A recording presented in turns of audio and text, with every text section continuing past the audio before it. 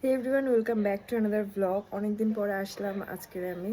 তো আজ হচ্ছে একাদশী, আর একাদশীতে মা আজকে গোপালকে কী কী ভোগ লাগাচ্ছে চলুন সেটাই আজকে আমি আপনাদেরকে দেখাবো।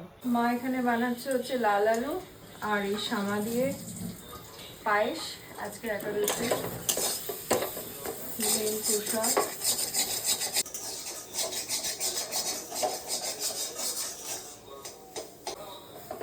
সিদ্ধ লাল আলু, এটা কিন্তু ঘি দিয়ে ভাজা হলো।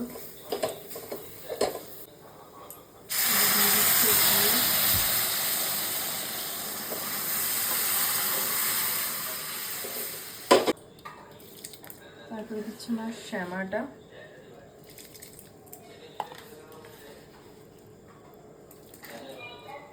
আর এই হচ্ছে শ্যামার পায়েস পুরো রেডি হয়ে গেছে।